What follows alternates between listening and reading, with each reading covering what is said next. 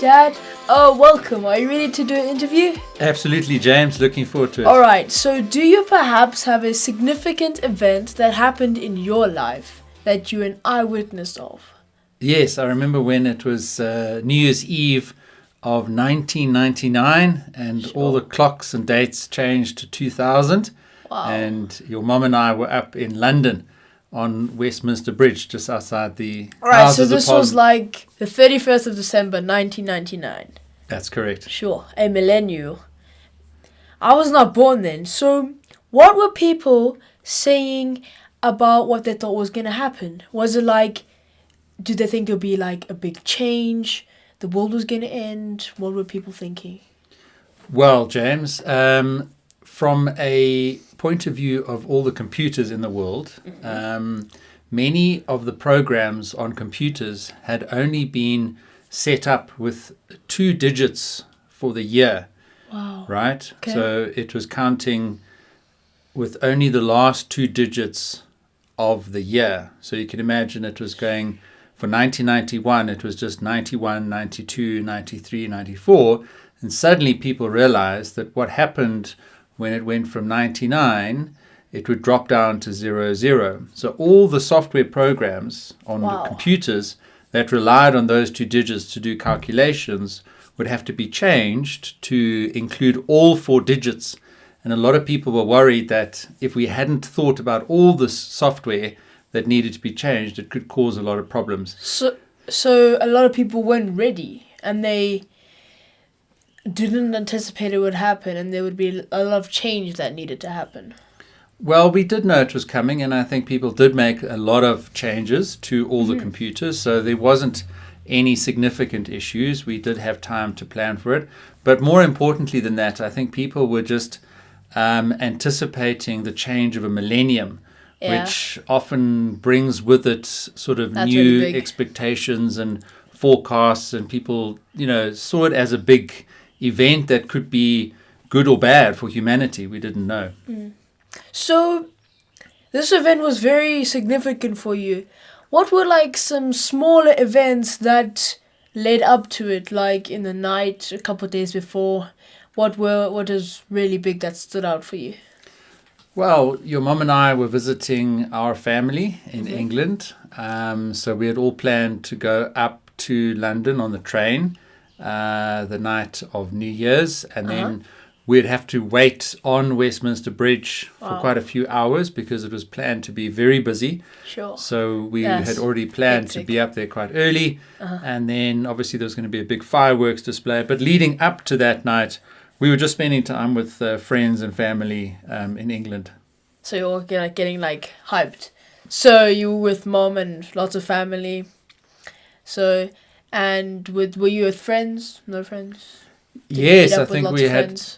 definitely had a few friends, but mainly it was my uncles that were there and Oh, my nice. aunt. And it was just a big fun family event that we had been looking forward to and planned for a long time. So you were standing by Westminster Bridge, or on Westminster Bridge, like near Big Ben.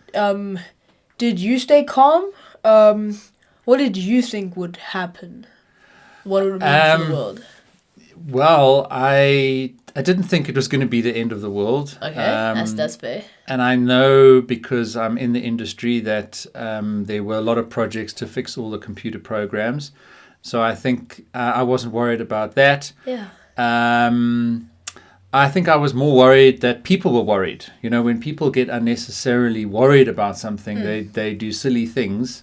That's So true. when there's big crowds, sometimes you can have a bit of a stampede.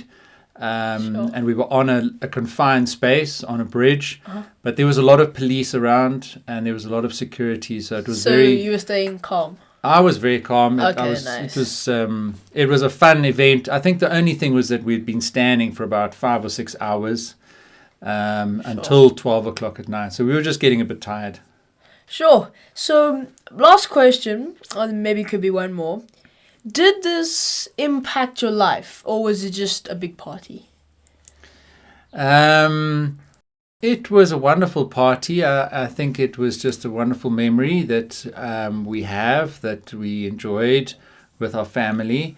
And James, since then, many of our family members have passed on, sadly.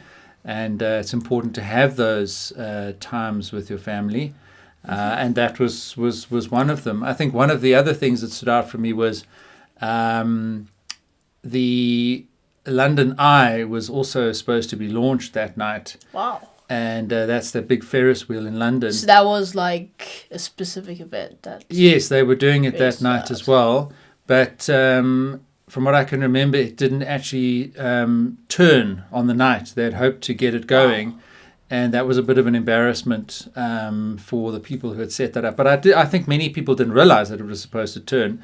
So sometimes, just like Y2K, we can be worried about things that you don't need to worry about.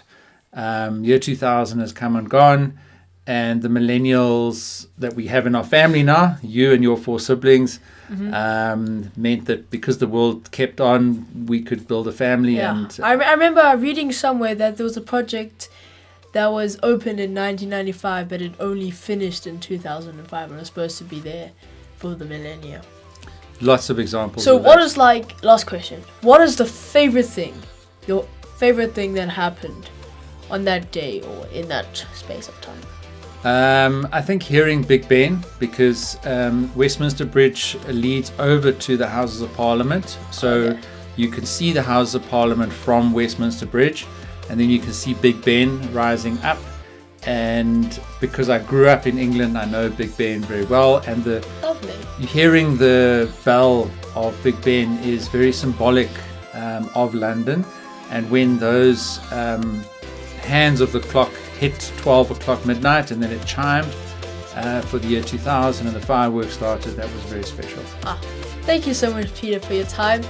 This is really helping know a lot about what happened on that eventful night.